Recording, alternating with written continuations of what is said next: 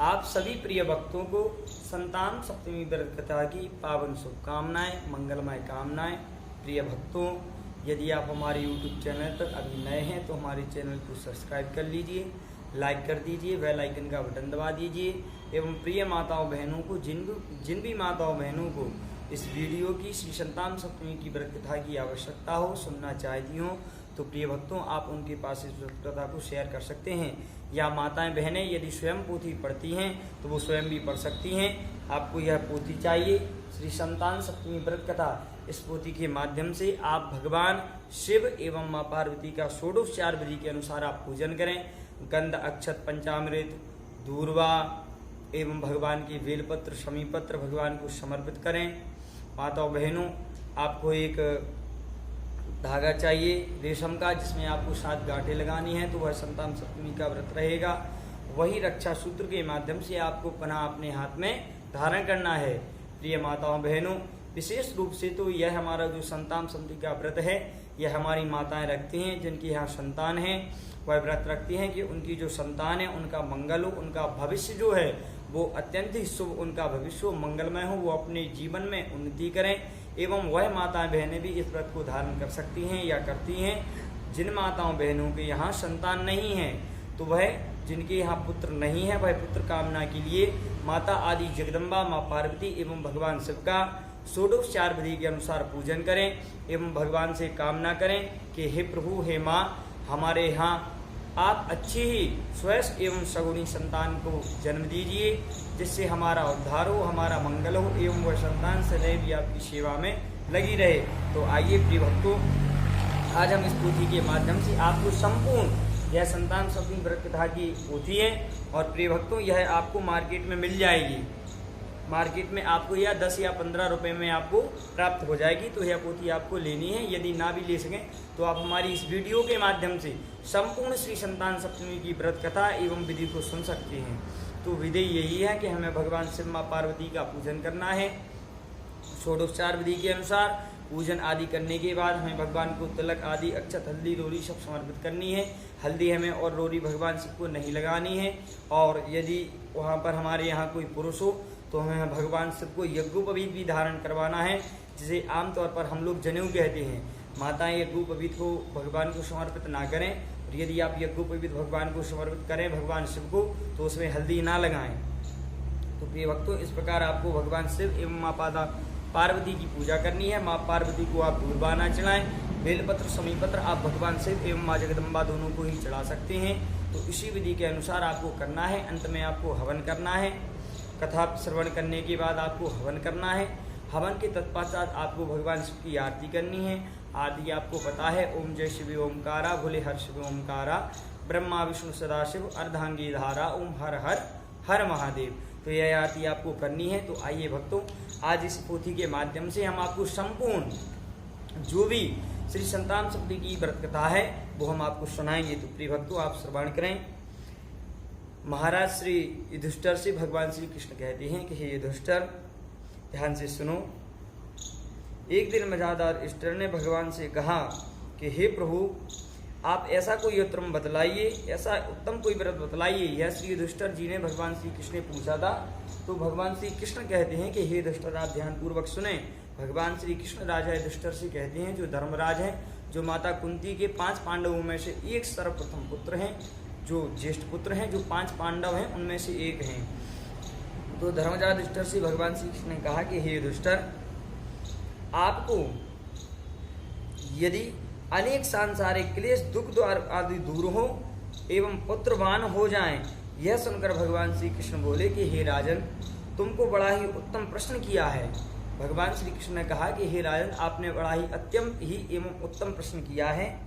मैं तुमको एक पौराणिक कथा सुनाता हूँ, जो पौराणिक अर्थात हमारे जो वेदों के माध्यम से जुड़ी हुई हैं, जो हमारे वेदों के अत्यंत ही निकट हैं, वह कथा मैं आपको सुनाता हूँ। सो हे राजन, आप ध्यानपूर्वक सुने।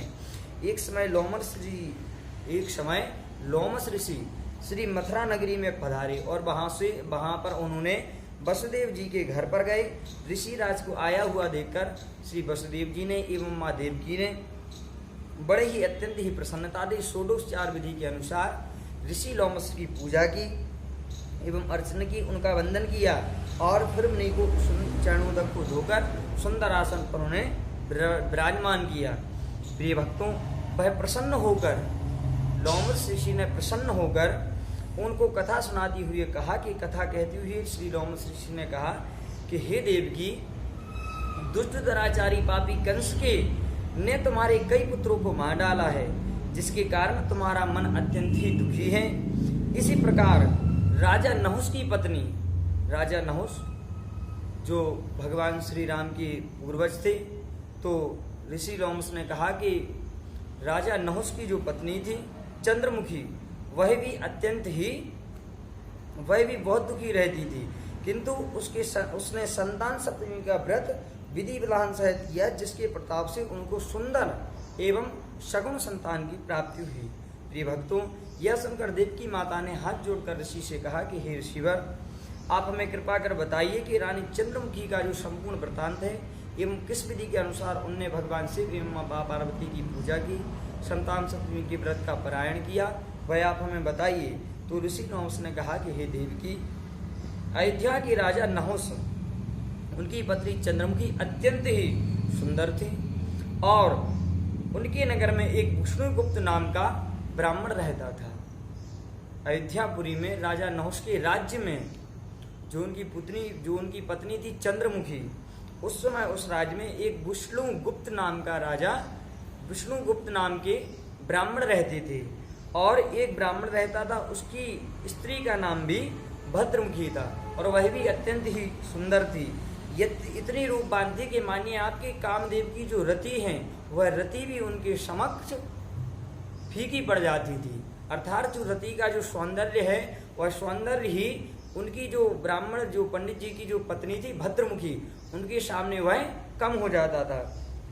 तो एक समय वो दोनों, राजा की जो रानी थी और जो ब्राह्मण की पत्नी थी, उनके मध्य अत्यंत ही प्रीति थी। तो एक समय वो दोनों सरयू नदी में स्नान करने के लिए गईं। वहां पर उन्होंने कुछ स्त्रियों को संतान सप्तमी के व्रत को करते हुए देखा। तो उन्होंने पूछा कि हे देवियों, यह आप क्या कर रही हैं?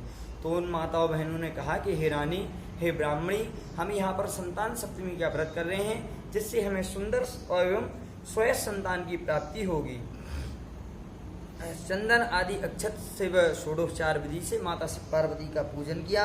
यह सब इसी पुनीत व्रत का विधान है, जिससे हमारे यहाँ संतान की प्राप्ति हुई है।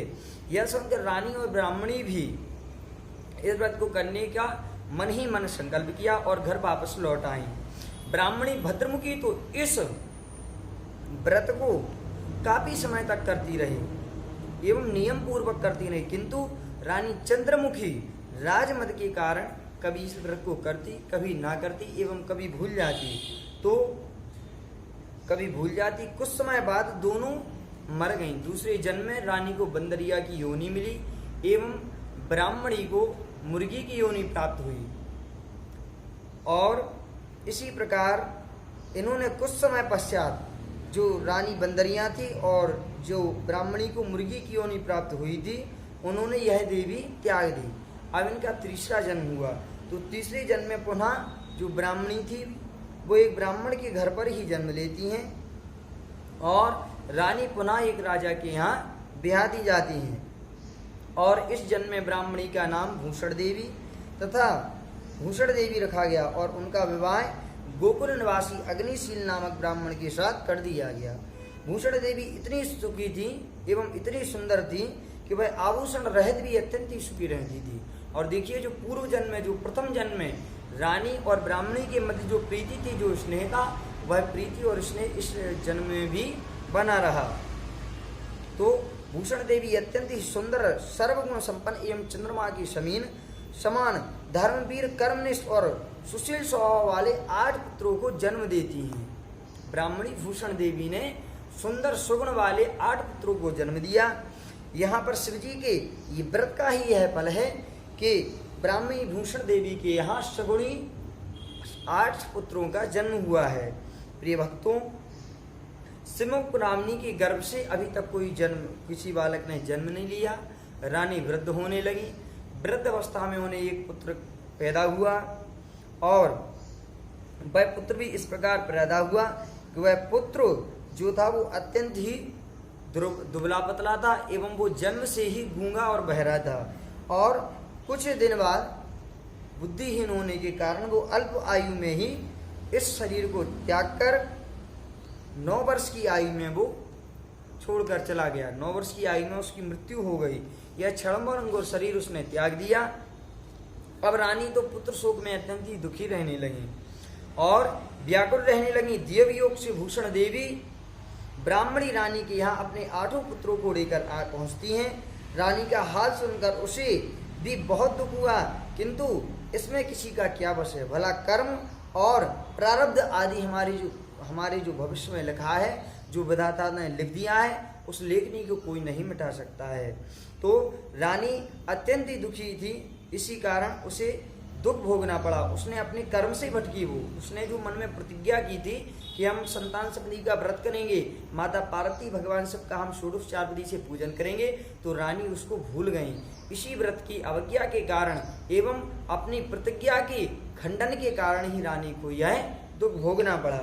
तो प्रिय भक्तों, अंतोगतः जो ब्राह्मणी थी उन्होंने रानी को दुखी देखकर अपने 8 पुत्रों को वहीं पर छोड़ दिया रानी के पास में, कि रानी का वियोग जो है वो कम हो जाएगा, और चली गई। तो रानी ने ईर्ष्यावश, ब्राह्मणी से ईर्ष्यावश उसके 8 पुत्रों को मारने के लिए उनके लड्डुओं में जहर विष मिलाकर उन्हें खिला दिया।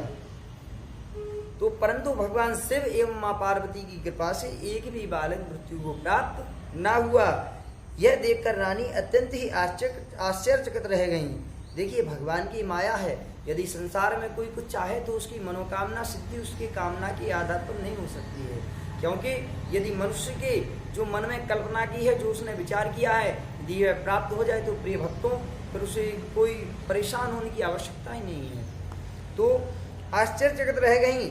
इस रहस्य को पता लगाने की मन में ठान ली। भगवान की पूजा से निवृत्त होकर जब भूषण देवी ब्राह्मणी रानी के पास पहुंचती हैं, तो रानी ने उससे कहा कि मैंने तेरे 8 पुत्रों को मारने की इच्छा से इनको लड्डू में जहर मिलाकर खिला दिया, किंतु इनमें से एक भी नहीं मरा। तूने ऐसा कौन सा दान पुण्य व्रत आदि किया है, हे प्रिय सखी, तू मुझे बता, किया है जिसके कारण तेरे यह पुत्र नहीं मरे और तू नित नए सुख भोग रही है। तेरा बड़ा सौभाग्य है। इसका भेद तू मुझसे निष्कपट होकर समझा, मैं तेरी बड़ी ऋणी रहूंगी। रानी कहती हैं, भगवान की जब माया को देखती हैं तो रानी कहती हैं कि हे सखी, तू मुझे बता कि कैसा आया, तूने व्रत किया है, क्या पुण्य किया, क्या ध्यान किया कि जहर खिलाने के बाद भी मेरे तेरे 8 पुत्रों में से एक ही पुत्र की मृत्यु ना हुई।